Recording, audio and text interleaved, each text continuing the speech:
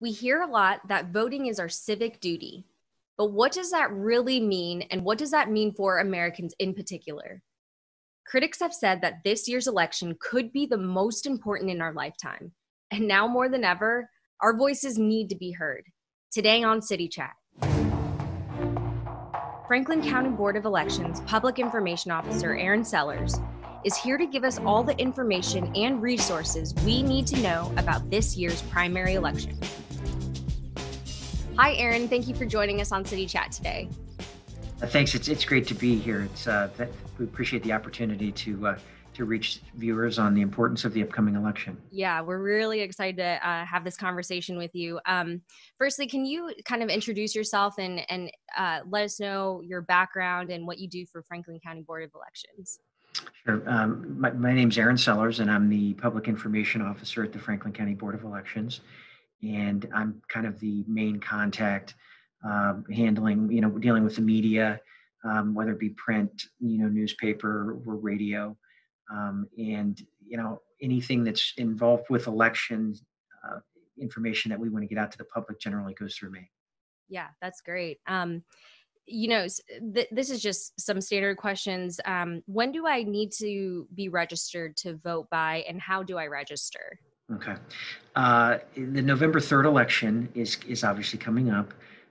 The voter registration deadline for that day is October 5th.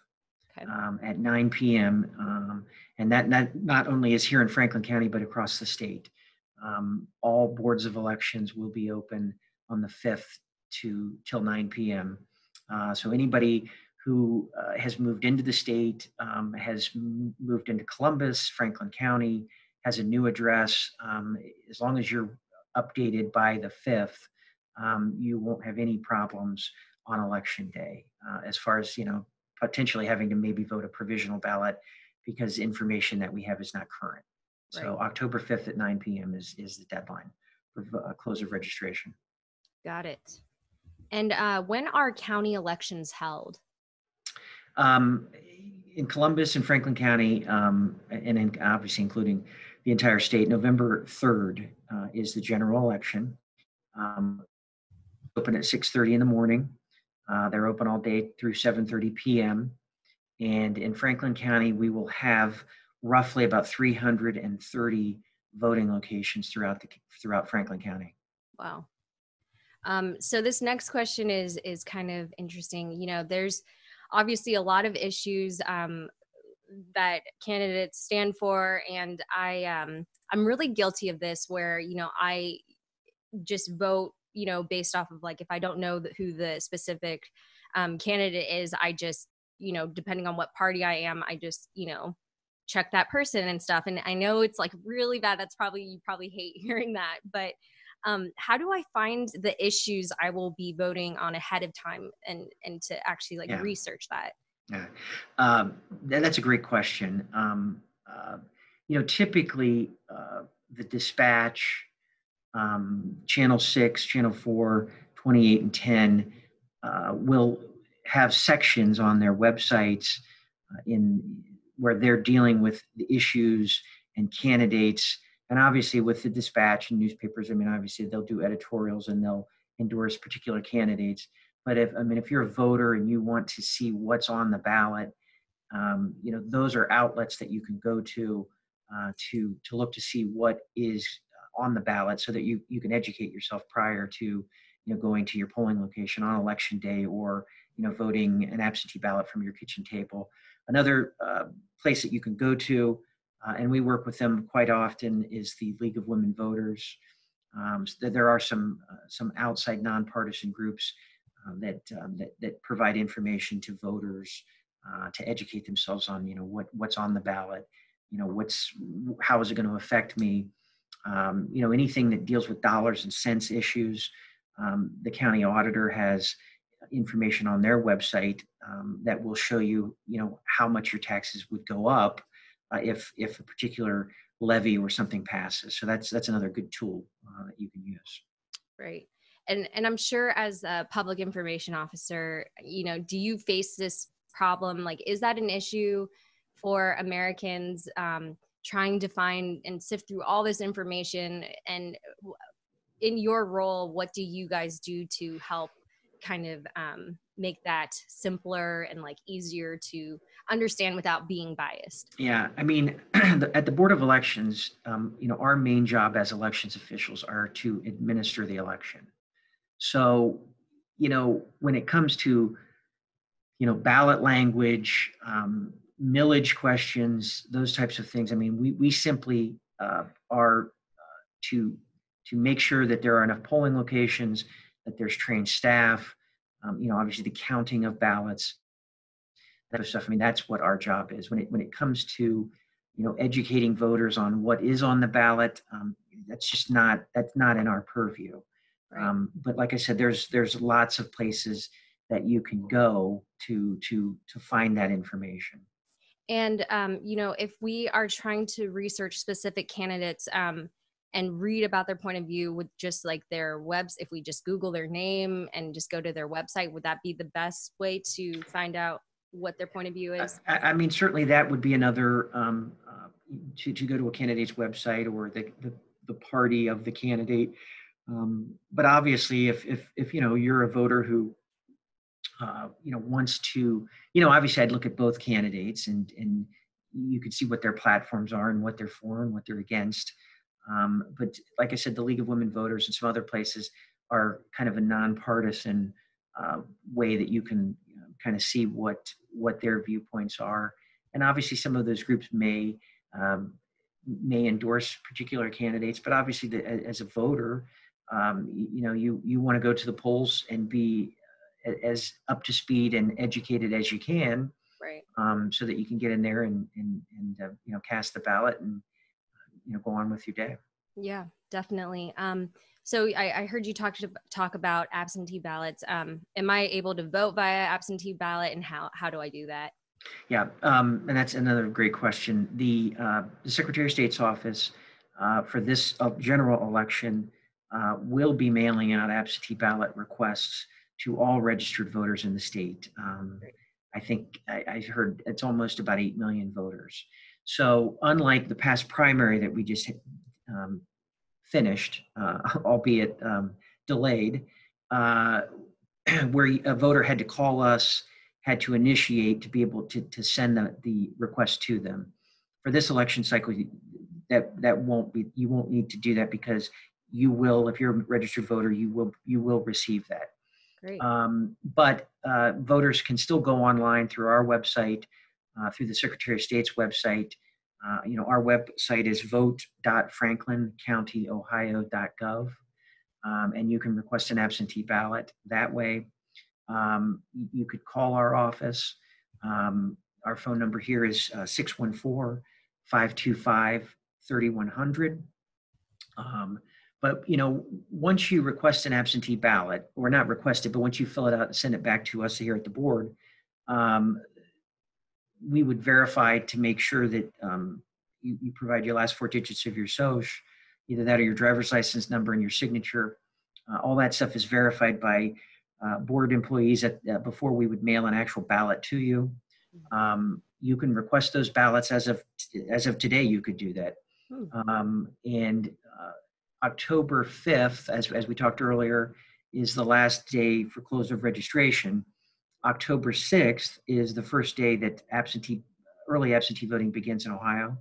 Okay. So if you request an absentee ballot, we will begin mailing those to voters on the 6th of October. We have to wait until early voting begins, and so that's when we would start mailing that stuff out. Great. One of the great things about Ohio is that obviously November 3rd is election day, but in Ohio it's almost, you could say it's an election month. There's a 28-day cycle that will begin on the 6th, and we have no fault absentee voting. So any registered voter in Franklin County can either come to this location to vote in person, or they can request an absentee ballot and fill it out, and fill out their ballot in the privacy of their own home, or they can go to their polling location on election day. And as we navigate, COVID and the things that are, it's throwing, impediments that it's putting in front of us. Voters, we certainly hope that voters take the opportunity and advantage of the voting by mail, Yeah. so that people that might be vulnerable or just not comfortable with going to their voting location on election day can vote by mail, and they wouldn't have to do that. So there's really not a reason to not vote. Right. Yeah. And that kind of goes into my next question. How is voting working in Franklin County with COVID-19? And can we talk a little bit about poll workers and just the safety of that and the need? Yeah. As I said earlier, we are currently planning to have a regular election, in the sense that you'll have the 28-day in-person voting here, voting by mail, as well as election day voting. And we are preparing for that. There's things that we're doing now, as far as all of our locations. We're going through to make sure that the setup of these areas, that there's proper social distancing, which, in some of the areas, locations that we're at, it's going to be not problematic. It's not the right word, but it's going to look different to voters than it may have looked in the past because of that. So, we'll certainly urge patience on election day, but we're planning on being in about 330 locations in the county. That said, we're preparing as best as we can to make sure that all these locations are properly social distanced. As far as poll workers, obviously, as we say, we wouldn't be able to pull these elections off without our poll workers. And we're looking at anywhere from 4,000 to 5,000 poll workers that we're going to need for the 3rd of November. And what we're doing now with our partners at the county levels, EMS, the commissioners, PFM, the city board of health, we're trying to secure as many PPEs as we can, face masks, face shields, non-latex gloves, cleaning supplies, and all that kind of stuff, so that we can get all those out to those locations to make it safe is not the right word, but to make it as Comfortable. Yes, so that people know that to protect people as much as we can. Yeah, definitely. And so is Franklin County Board currently looking for poll workers right now? And what are some of the benefits that a poll worker could receive? Yeah. Yes. The question is yes. It doesn't matter whether it's the election that we're dealing with now. We're always looking for poll workers. Obviously, the task will be a little bit more difficult with the sense, because a lot of our poll workers are, senior citizens, people that are retired, that have time. If somebody was interested in becoming a poll worker, there is no time like now, and we need as many people as we can to augment some of our past poll workers who, for reasons that we've discussed, may not work this upcoming cycle. So it is very important that if you are interested, you can go to workelectionday.com is a website that will get you in contact with us. As I said earlier, you can also reach out to us at the Board of Elections at 614-525-5393. That's a specific number for poll worker recruitment. Poll workers are paid. It's certainly as an elections official, we wish that we could pay more, but we do have some parameters as to what we can pay. Generally, a poll worker, and obviously there's some training that's involved depending on what job they do, ranges from 2 to 4 hours, and they are compensated for that. But an average poll worker is probably going to make around between $150, $145 to upwards of $190, depending on the job that they do. Like not per hour, right? For that. No, that's for the day. That's for the day. I'll be a poll worker. I know. No, it's It's for the day, That's great. and obviously, and you know, there's no way that you can sugarcoat it. It's a long day. There's no Yeah. question. But many citizens here in Franklin County look at the. It's I mean it's their civic duty Yeah. to do these things, and it's you know we have people that returning poll workers that have worked 20, 25 elections. But again, we're always looking for new people. And like I said, if you were thinking about ever becoming a poll worker, now is the time for you to reach out to us and help us out for the November 3rd election. Yeah, that's one of my other questions. Why is voting this year so important? But before we touch on that, what do I need in my possession to vote? Do I just need a driver's license, or do I need anything more than that? No, all you would need when you go to the polling location is a state issued driver's license or state ID with your current address. Um, if you don't have that, some other items that you can provide are a utility bill, gas bill, cable bill, phone bill, something to that effect with your current address. And with that information, uh, it's an easy check-in. So really, uh, there are some different things that you can use. I mean, like for instance, like a passport is not something that is applicable because it doesn't provide your current address.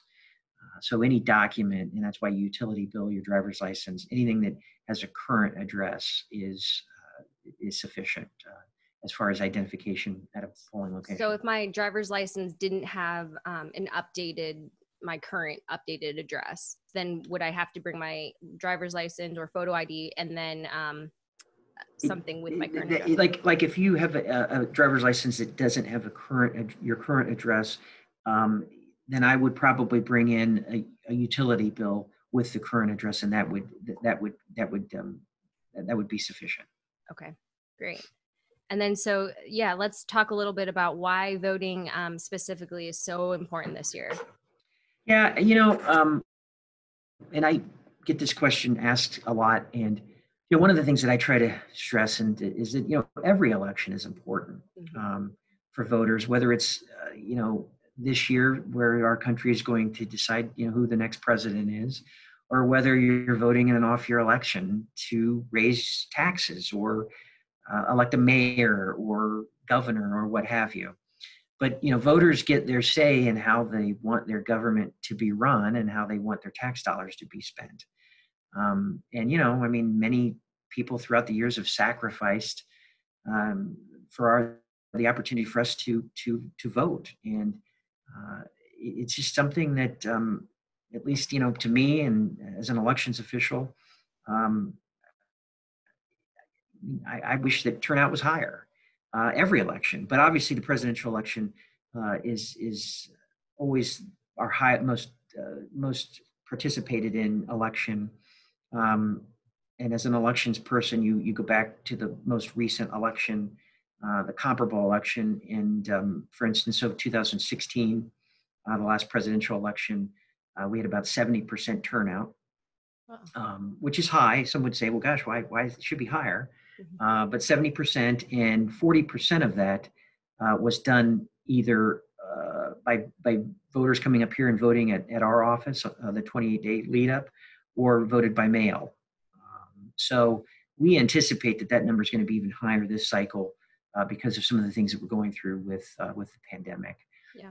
But just to give you an example, we had about 83,000 people vote here in 2016 for the general election. So it's a busy place up here. It's a busy place now, but it's obviously going to get busier as we get closer to the election. Yeah. Yeah. I can imagine. So how do we stay the most up to date in news regarding Franklin County voting information? Yeah. Um, I would say the best way for voters in the county to keep up with what's going on is to go to the source, which is the Board of Elections. There are a lot of groups that are out there that have,